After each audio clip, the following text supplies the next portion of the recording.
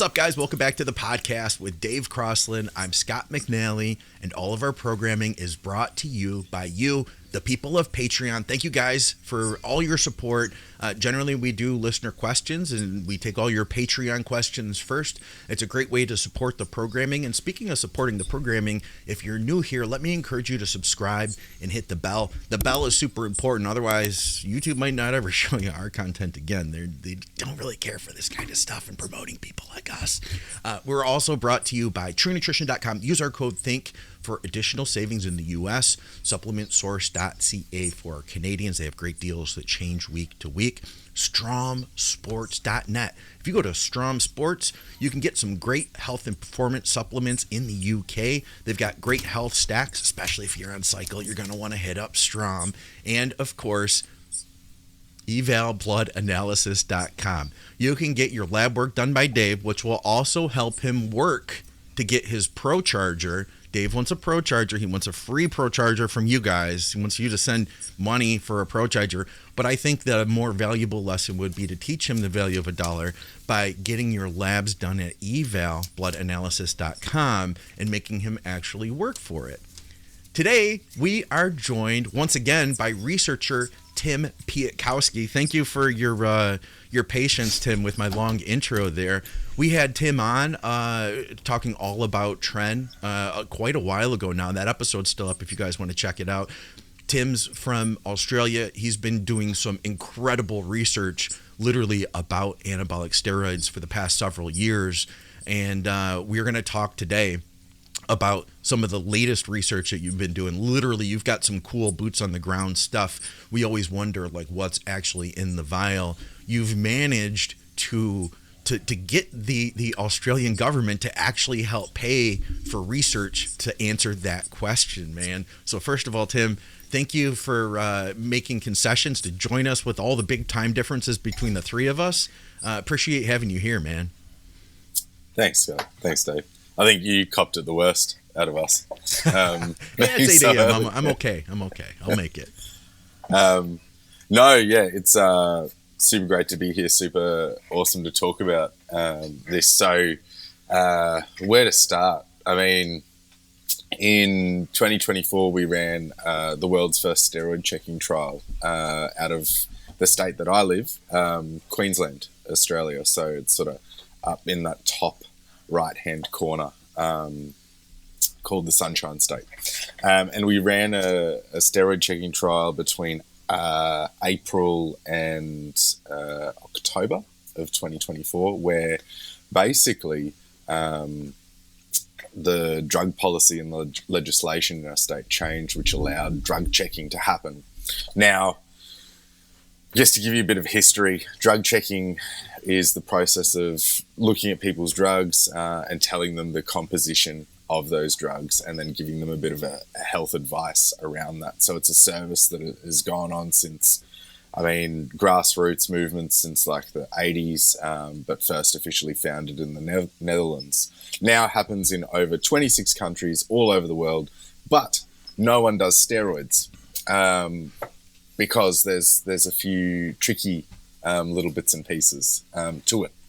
Oftentimes you need a really good chemistry team, you need some money, you need community connection, and you need, perseverance is probably the word that I'm going to use for this trial. Anyway, so it actually started back in 2023 while we were sort of talking and I was doing that trend research. I also did a bit of research around co-designing what steroid consumers would want out of a drug checking service, what they needed, how they saw that operating, and sort of captured that equitable health delivery. Anyway, come to 2024, had a bit of money, got the legislation through, and via Checkpoint, which was the drug checking service we had here in Queensland, we started taking steroid samples in.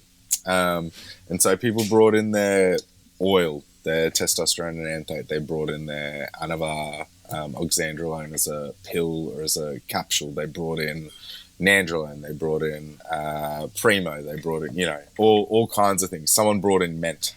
Nice. So even got some exotic stuff in there. And then we set about basically through those community submissions, people could come in between 2 to 6 p.m. on a Friday, drop it off. We logged it, moved it to the university lab, and then I had a team of chemists analysing it, working out the method and putting it through, I guess, a bunch of equipment, most of which is worth well over $1 million. Yeah. So anyway, between April and June, we had only about 32 samples, and we sort of scaled up a method.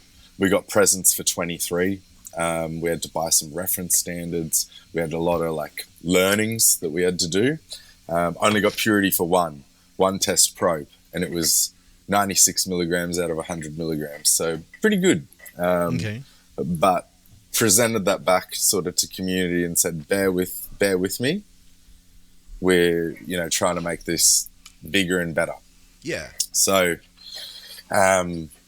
sort of kept going. And between June and August, I think we got 60 samples in. But now we could do purity for all of them because almost all of them. I bought up a bunch of reference material standards and sort of built a library, built a method. So we started. So people understand. In order to be able to do purity of a drug, you need 100% pure drug. So what Tim's referring to when he says references is he's bought pure base compounds, so pure trenbolone, that he can then run the machines and see what the effective result is for 100%, and from that you can work out the purity of the drugs you're testing. So what you're telling me is Tim figured out a way to get the Australian government to buy pure tren. It's pretty awesome. Nice job, Tim. Good work. So Tim's been working with Charlotte from China through WhatsApp, and he's been buying. Actually, her name's Mercedes. But no, we scaled it up, and I think we got to report brands, purity, presence, the whole shebang. And then once we released that report, people got interested. And suddenly, between September and October, I got about another 70 samples in a couple weeks. It was crazy. Yeah. And then that sort of went off. This happened with Wedinos in the UK, didn't it? They ended up having to stop their service because they got absolutely swamped with steroid samples. I swamped, but loving it, and super stoked. So bottom line, published the entire trial report in February this year, the one I shared with you, Scott, and 105 samples. Bottom line is 50% were underdosed. Quarter, 25%, had a different steroid than what was meant to be in there. So something like Stan instead of VAR. No tren, just test C or test E. I can talk to the specifics in a bit. Hardly any overdosed. I was going to say, what was your percentage variance for what you'd regard as underdosed? 5% above or below the label. Yeah. So if it was 255, that's bang on, essentially. Okay. Yeah. And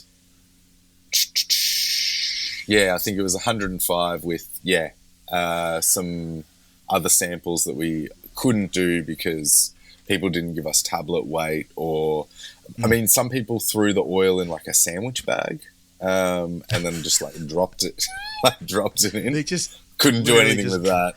Yeah. Okay. Yeah.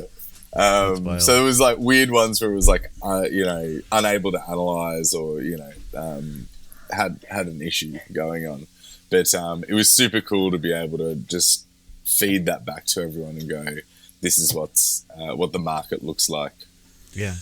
Are you willing to share the methodologies? Yes. With me? Yes. Please. Of course. Yeah. Shoot it all through.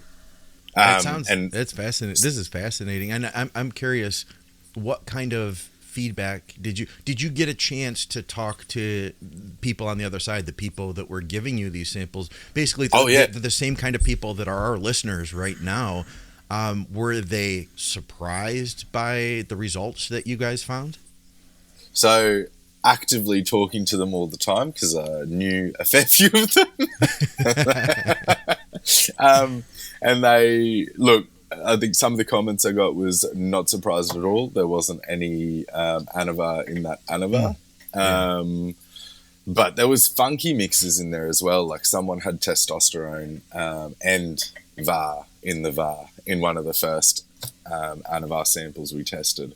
And methyl test 1's a common oral substitute, so that wouldn't surprise me. But you don't want it in there, you know. No, like that's I get that, but one. it's a cheap oral ingredient that's very often thrown into to stretch a stock out. No, I'm actually surprised it was as good as it was. To be honest, for 50% to be on point, is pretty impressive. I remember when we did it, I think they were saying 80% of what they tested was underdosed. I think by nature of the project, I captured people that were, you know, both interested and also probably were the type to be monitoring their, you know, what they were using a little bit more than Joe Blow. That makes sense. The more advanced you get, the longer you've been in it, the better supply you usually find. So that and they cared. They cared, Scott. I reckon, you know, the other thing was I don't know if you've got it in US and UK, but we've got PED Test Australia here, which is like a steroid testing sort of reagent kit that you can do in your home. Okay. So that came about in 2022 and, you know, sort of started giving people an indication of what was happening. And then obviously, you know, if you're not in Queensland or you're not able to get your samples to me, it's a good indicator. But what do you think about those home tests in general? We do have those over here. I've seen some stuff that was kind of funky, and I've found that you might be better off testing a raw material, but once you get something mixed into, say, like an MCT oil, the different carriers and whatnot, you can get some variation in the results from that. I think they're pretty good here. Better than like Roid Kit or whatever you guys had back in the day. Yeah, people are still using those to some degree here. Llewellyn's won it, Roid Kit. Yeah. The carrier oil will influence whether there's any other excipients in there will influence as well. And so, you know, if someone's got crashed hormone or some unreacted compound in there, then that'll mess it up as well, I think. And now the raws that we get from China to here, I don't know, there's always weird stuff going on lately where lately who knows it's been what's really in there. weird. Yeah. What do you mean by that? So and I'm going to spring this on you because I forgot to mention it. We also did a heavy metals analysis out of, or maybe I did mention it. I'd heard, actually, Victoria had mentioned that to me. We didn't talk about it on text. I'm really curious to hear about this. So in collab with PED Test now, Ali sent off 30 samples to an independent lab and paid for it and did a ICP-MS, something which I'm looking to do under a research project as well, or currently sort of in progress. Anyway, out of those samples, there was arsenic in there outside of daily permissible limits. There was cadmium, there was mercury, there was lead, aluminium, like all kinds of shit well outside daily permissible limits. And then when I did a bit of further analysis on that data, and currently that's under review at a journal, it looked like for oral compounds particularly, there was a real issue around how that could play out chronically for someone's health. For example, 20 times the amount of daily allowable lead across even 4 weeks, at the lowest end of a dose, like you're looking at serious potential for, cancer. Wow. Right? Yeah. Yeah. And you can't get rid of lead, for example. You mean that once some of these heavy metals are in your system, they're basically going to stay there unless you go through a lot of effort to get them out?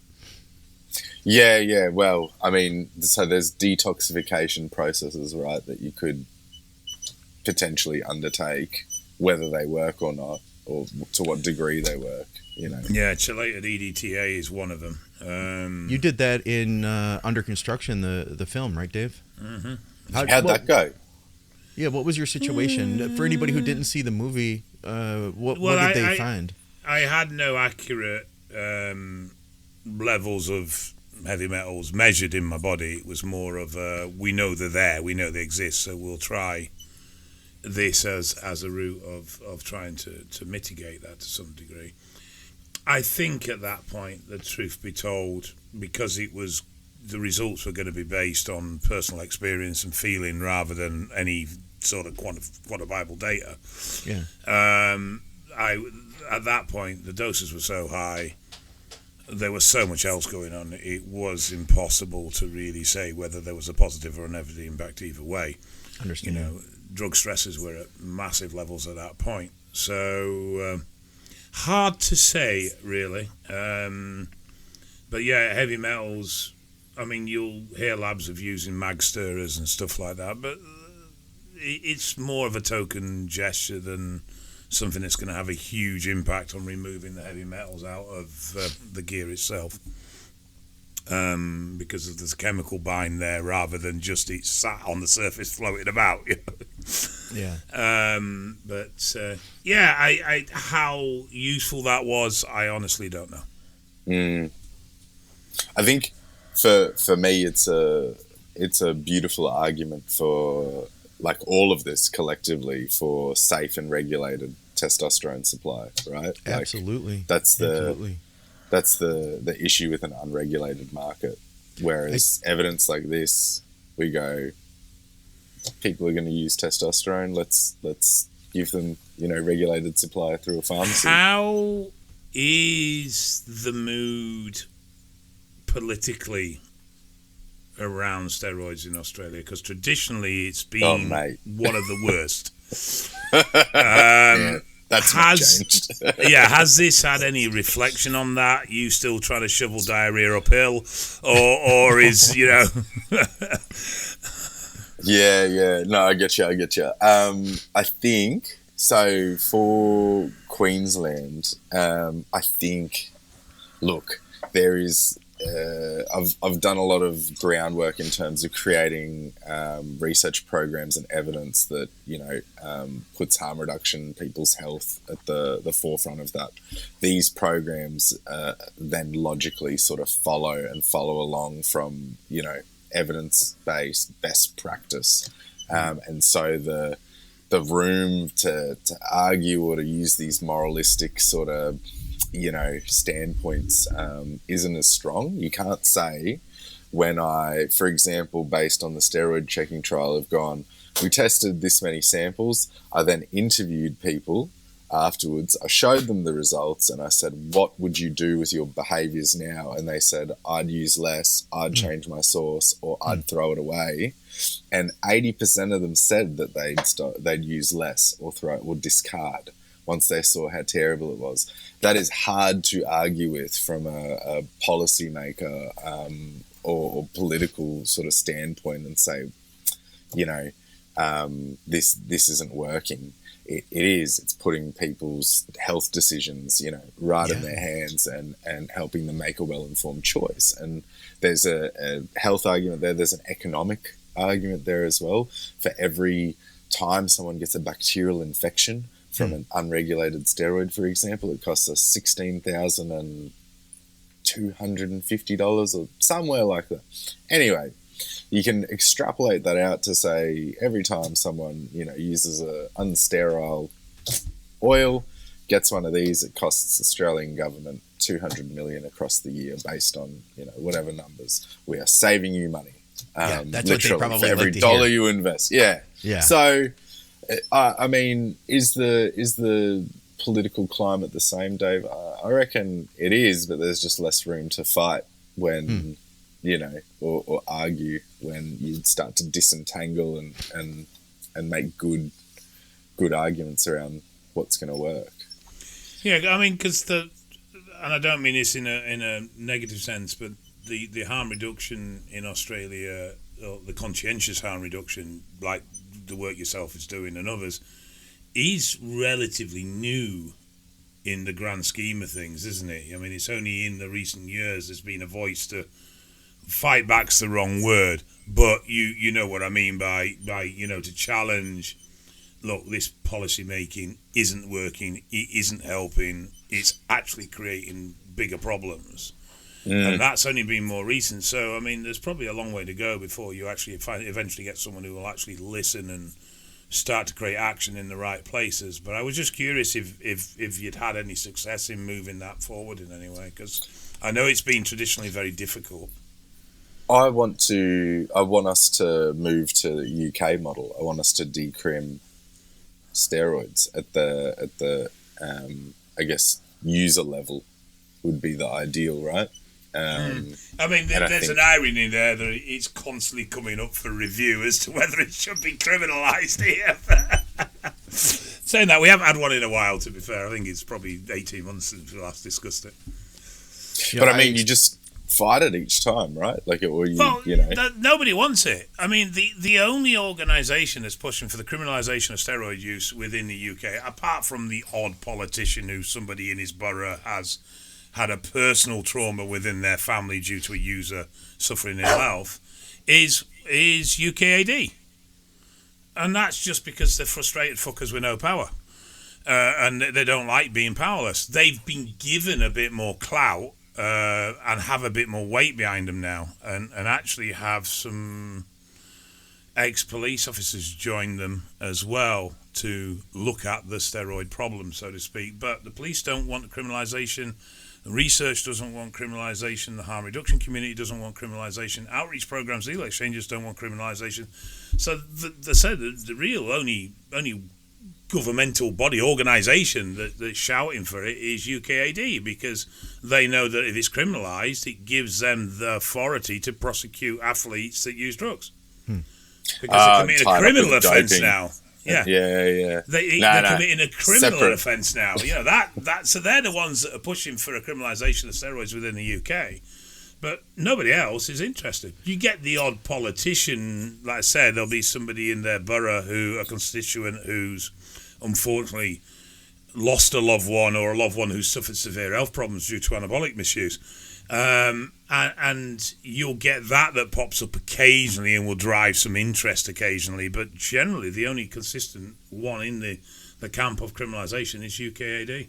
Are you guys aware of anybody in the U.S. doing any work like this? Because I feel like it's very much needed.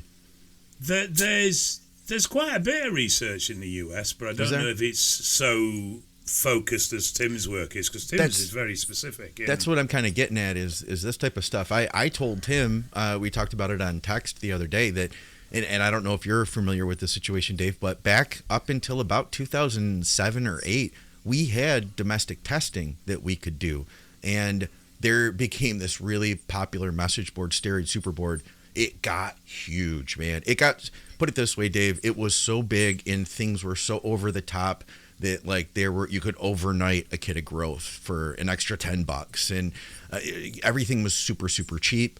It got to the point where the guy who owned the board was doing like contests on the message board. Like, you could win a super bike this week. Like, that's when the government stepped in, and there were a whole network of domestic sources that were getting their powders from overseas, and then distributing it like rapidly, and making obviously a lot off of it if they could raffle off a super bike or a car, things like that. And they were doing domestic testing at the time. And when they clamped down on this, they created what they called Operation Raw Deal. They dismantled it, hitting all these sources at once and shutting down their ability to domestically test. So we couldn't get those things tested anymore. They were using those tests to promote their products, and the quality and purity. Plus, just users were chipping in, on the boards, and everybody's popping in $5-10 to get something tested. We couldn't do that anymore. Of course, we have Genoshik now, but it's still a lot of hoops to send that overseas. I think could really use this. I hope that our government in some ways sees your research, Tim, to see just how important this is for harm reduction. What I find ironic to a degree is historically there was legit supply chains in the US. Historically, you could get your steroids through a doctor, for the same use, and that stopped. The UGL market boomed, and now they've got a problem with the UGL market. It's like, well, then why don't you just take it back to a regulated, taxed product that makes you money as a governmental body and controls harm reduction and regulates usage, because you then know who's using because they're on record. I think it's a perception. I think we're seeing testosterone, though. Testosterone in the US, I feel like there's a change in regulation. There's clinics popping up everywhere. I don't know if you saw what Rick Collins posted recently. Yeah. And then they're planning to remove it from the Schedule 3 list, which right now it's with all the other hard drugs or all of the hard drugs. So that's a step. That's the weird thing, though, because it's only 5 years ago they were pushing for a tightened regulation on the TRT clinics and clamping down on TRT supply. There was a big push for that only 5 years ago. Yeah. And a lot of that was telemedicine related. Right. They wanted to have it like more checks and balances where you're seeing your physician in person, that type. I think that's what that was in part related to, at least. But yeah, it seems... No, you go, Dave. No, it seems like there's this real inconsistency of direction.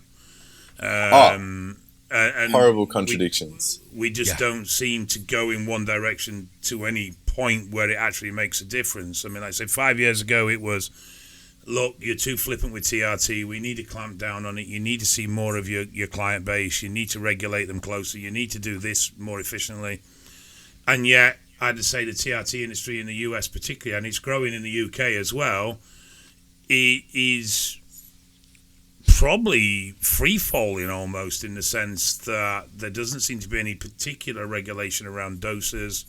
Loads and loads of clinics running and being run by people who have, shall we say, questionable knowledge in the way they treat their customer base, and obviously very much upsell extra product rather than manage the individual correctly. Or we'll run your test high, so then I can now sell you anti-estrogens, and I can now sell you this as well.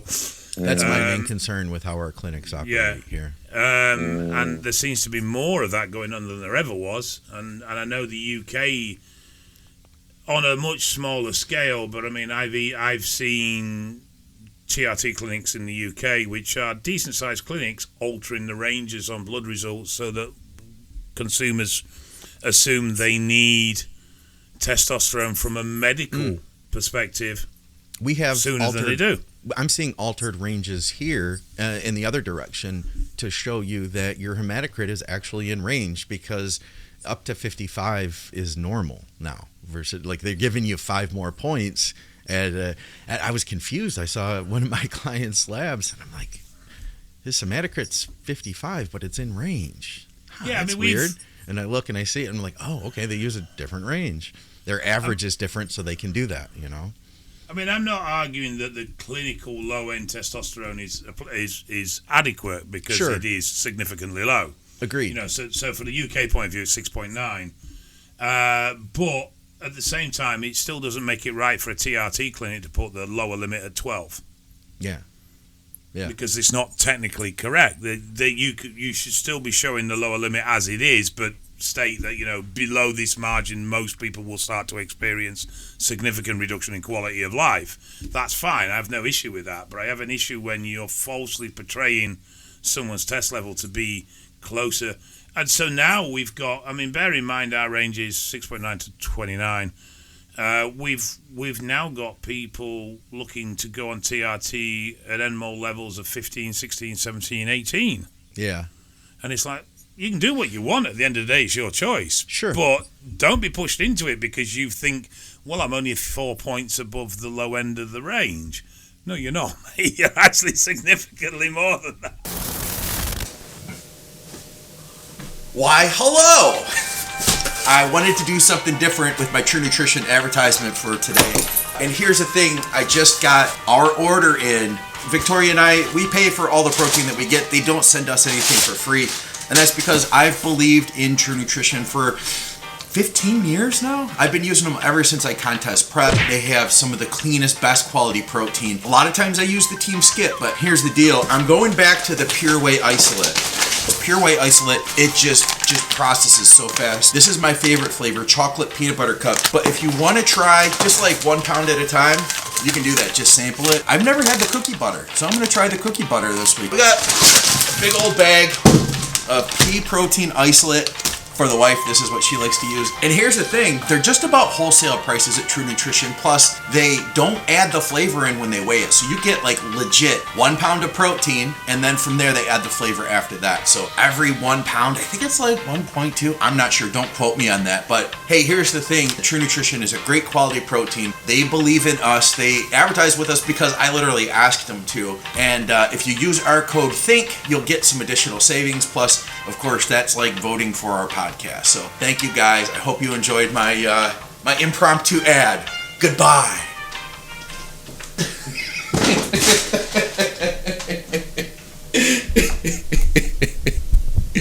Well, let me shift us back a little bit because we had some more stuff to talk about too.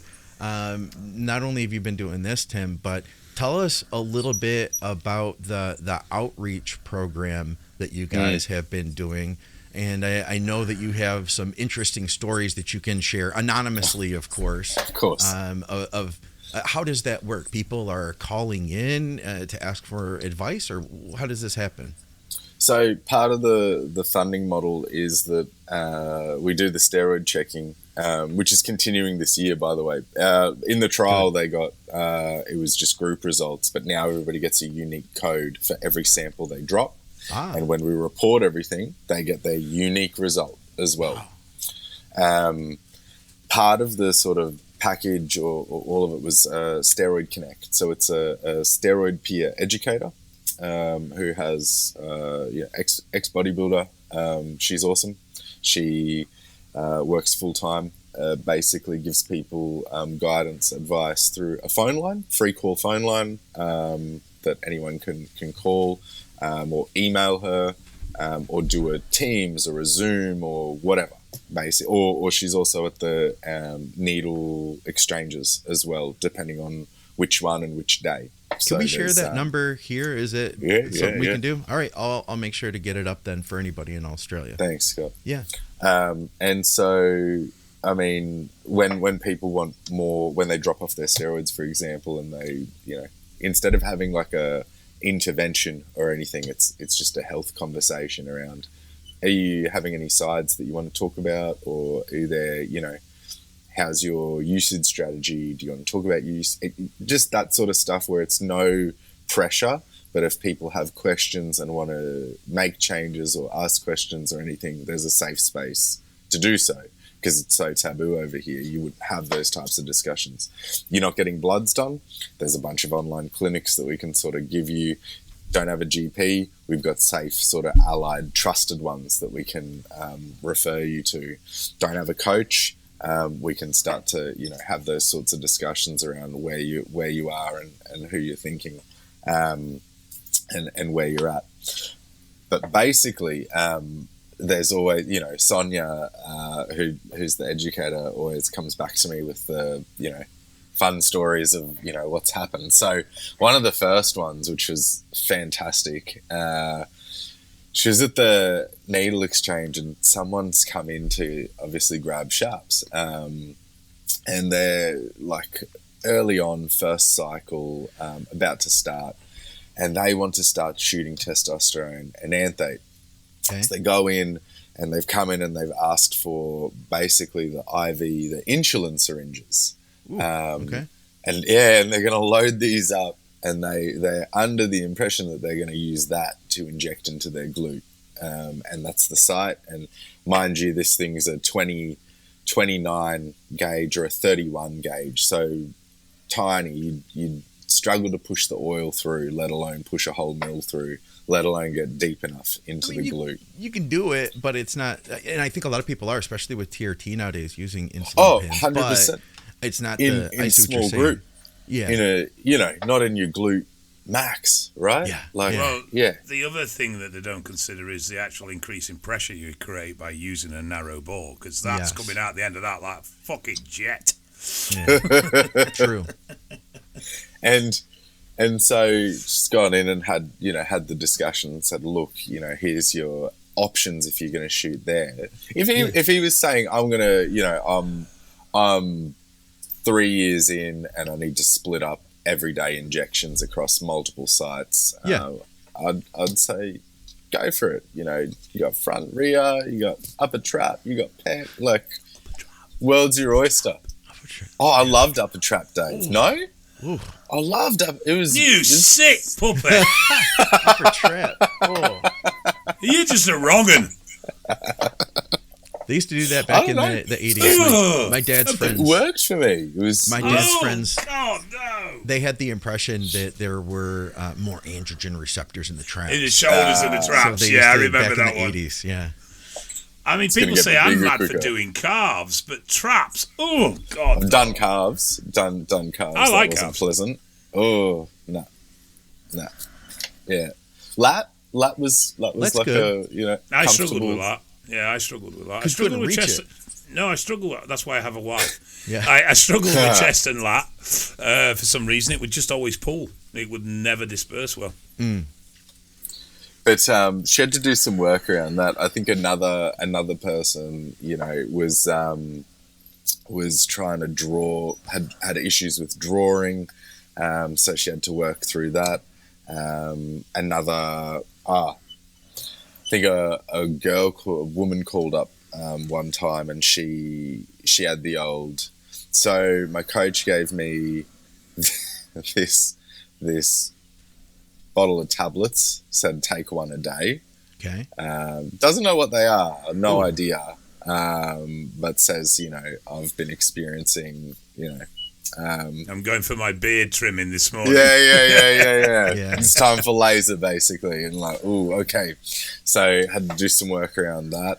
Another one had come through and had the oil to inject, was doing sub-Q injections. Sounded like it was test E or test P, maybe, but again, had the I'm growing hair a lot faster, my voice has gotten deeper, and those types of things.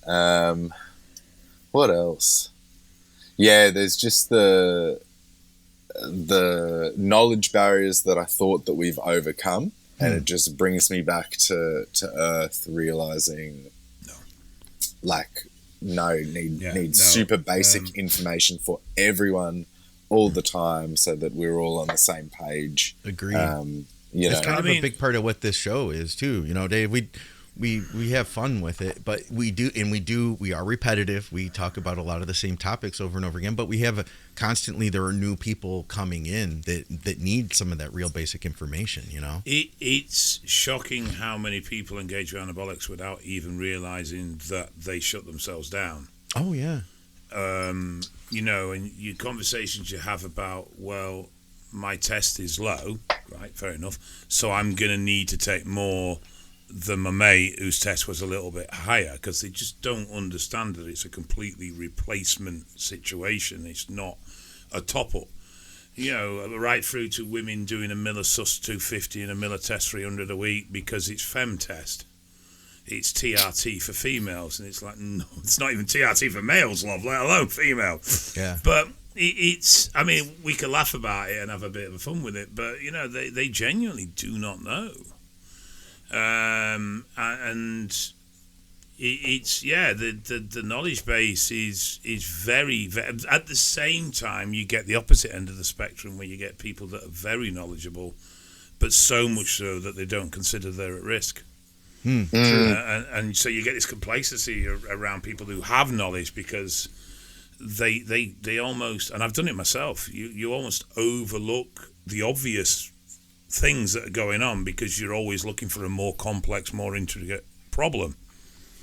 I mean, when my kidneys first failed, I was looking for, right, why am I not pulling water into the cell? What's my problem with my sodium? What's the problem with, my potassium? No, your kidneys aren't working right, mate. That's what's bloody wrong with you. Yeah. Which was a very simple, in the sense of symptoms to diagnosis, obvious choice, but I overcomplicated it and was looking for something far more deep-reaching. Even coaches need a coach. Sure. Sometimes you just need an objective review. I think that's the problem. It's not that Troubleshooting, you need someone to tell you what to do. You need someone to look at you objectively, and that's not always something you can do personally. Yeah. I mean, so there's that end, right, where you need to, troubleshoot the top end sort of things. I think then we've got the other end where another bloke came in and he was shooting with the same needle that he was drawing with. I've seen like that, the 19, yeah. 19. So literal harpoon, and he was drawing with it and then using the same. And he said, "This is hurting me." Yeah, I bet. Like, of course it is. So I think the challenging That's my TRT needle. What's up with you? You don't That's jab it through 21? Shut up, you. Yeah, it's a 21. 21. I always jab with a 21 I can manage. 19, Dave. 19, Yeah, true, you 19 can see the... Not to mention doll 19, because it just went through a rubber stopper. That's another story. Fannies. And I mean... It's hard. I think the tricky part is pitching for that, and pitching also for people that want general or genuine sort of, usage strategy guidance across, I'm using these two compounds and this is what's been, that kind of stuff. So it's been interesting trying to manage that as well, I think. But That's cool. we do, and it's going well. It's only been, I think this is the 4th month of the program. What's the next steps that you have in mind if they allow you to, continue doing this and growing this? Where would you like to see this go? Love. This is why I love you, Scott. Okay, here we've got another year to see out where I've got individual checking going on. I mean, the NHMRC, so our National Health and Medical Research Council here in Australia, has awarded me a fellowship for 5 years from next year, thanks. And steroid checking is the whole agenda of it. So another, till 2030. Yeah. So, but excitingly enough, we have also, the organisation that I work in partnership with, the Loop Australia, and the other two I should have mentioned, Quiver and Quinn, the Queensland drug user organisations. But the Loop has secured a drug checking tender in Victoria. Now, in Victoria, it's super cool, man, because we, every part of drug checking that has occurred for steroids happens in a lab. So I use an Orbitrap 360, which is like $1 million LCMS piece of equipment, and I use a Radiant ASAP for the presence stuff. We tested a few other things. Now everything just goes through the Orbi because it's easier, far superior to HPLC and things like that. Because of the standards of the process and everything else. Takes a little bit longer though. Now, in Victoria, they got this cool new fancy piece of equipment that they're shipping in called PSMS, which is a paper spray mass spec. Now, what you do with that is you can essentially, you've got to dissolve whatever drug you're using into a sprayable. You spray it on essentially what is a piece of paper. Paper goes into the machine, comes out, and then you get your result. Now, nobody's ever... So this works for all drugs, apparently. No one's ever done this for steroids, but if we could do it for steroids, this would be the game changer of game changers, because instead of people waiting weeks or months for their results with me now, because it goes to the lab, we've got to do lump, preparation and pushing through. Orbitrap needs to run overnight. can only do a certain amount of samples, all that sort of junk.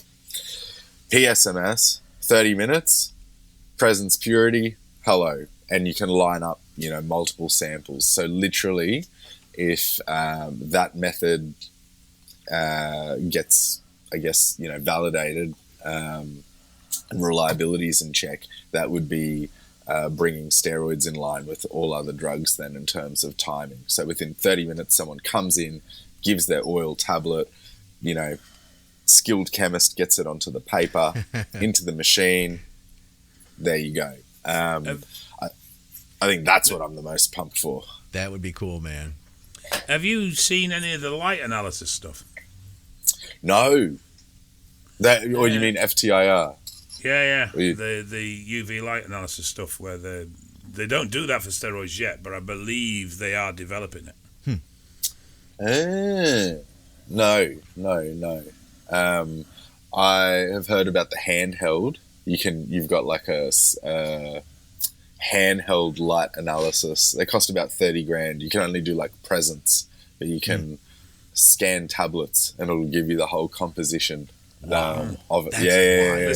I want to get one of those too. There's some serious tech coming online. Obviously, it's seriously expensive tech, but there's some serious tech coming online. Yeah, that'd be crazy. But I mean, that's the sort of next trial phase that fixed site will go, I reckon, live sometime in the second half of this year, and then I basically need to advertise just like I did in Queensland, like steroid community, let's go. Hey, I'd be happy to help. Anything we can do, if you want to come back on and talk about it, we'd be happy to help spread the word, man. Sweet. That'd probably be good. I guess just because samples come in, we verify the method, and then that goes ahead. I think it's super cool that this is a military grade piece of equipment that we get to use for benefit of steroids and steroid using communities. I love it. I think what really needs to happen, Scott, is we need to go to Australia under part of this research to do a podcast live. That would be fun with the PSMS. Yeah. Like in the background. Nice. Tim will be analyzing stuff. Like, how about all of our listeners can bring in their products as Tim has the handheld scanner. We'll get you an analysis on the spot. Yeah. So when you write your net proposal, just factor in the travel costs for two idiots to travel. And here's what else we have to do. Dave takes a tablet. I take a tablet.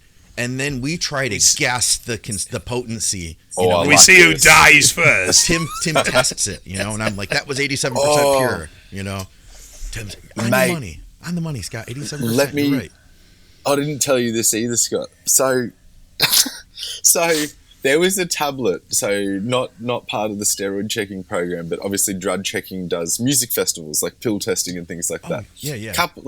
A month ago, I get this message from the team, and they're like, "You would not fucking believe this." There was a tablet that was meant to be ecstasy, like meant to be MDMA and rat sack or whatever they're putting in nowadays. Anyway, no MDMA. This thing had a shit you not, like 9 different steroids in it. No MDMA. Yeah. Just like a mix of 9 steroids. I'm still waiting for them to send me the whole breakdown. I said, I need to see this thing and I need to publish it. Yeah. But it wouldn't get you high at all. It would probably just absolutely just instant cholestasis, like instant liver rupture of some sort. There'll be a new oral on the market next month. Tim's Beast tablet. Yeah. Someone will recreate it. You can guarantee it. Yeah. You can guarantee it. Want a party? 25 milligrams. Honestly, there'll be someone that does some of the stuff you hear and read and see, and it's just like, you sort of work out where it's come from sometimes, but it's just like, what the fuck were you thinking? Yeah. All right, Tim. Well, listen, man, we appreciate having you on, and looking back from the time we had you on before, which has been a while now. I feel like it's been too long. I believe back then you were talking about eventually you wanted to be able to do this testing.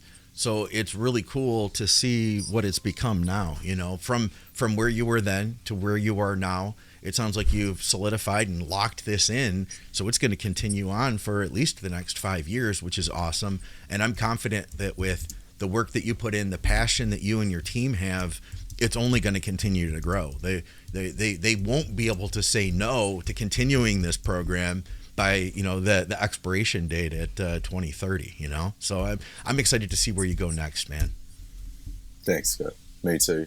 It'd be good if it comes to US, Canada. Yeah, we could use it. Anybody who's watching right now in the US that is a researcher, consider what Tim's doing. We'll put your information down below for social media. I'll make sure to get that phone number from you, and anything else that people should be aware of, anything they can follow along with that you're doing now that you'd like to share. Sweet. I'll send you a couple of things. Yeah. All right, cool. We'll post that all below, guys. Thanks for tuning in for another episode of Drugs and Stuff. We've got Tim, the researcher from Australia, with us. Of course, Dave. Go to supplementsource.ca if you're in Canada. Shop for supplements there. stromsports.com. You can shop for some great health and performance supplements there, especially if you're on cycle. You're going to need to hit up Strom if you're in the UK. And, of course, evalbloodanalysis.com. You can get your labs done by Dave in the UK. TrueNutrition.com. Use our code THINKOVER there. And, of course, thank you to everybody from Patreon. We didn't get any questions out this week. We'll be back next week to answer your listener questions, as always, and have some fun topics. So load us up with questions for the next show, plus all your comments, likes, all that stuff. It definitely does help to boost our programming up. You guys do an incredible job at that, and I love the community we have here. So thank you for being you. And for another episode of Drugs and Stuff, guys, we'll see you soon.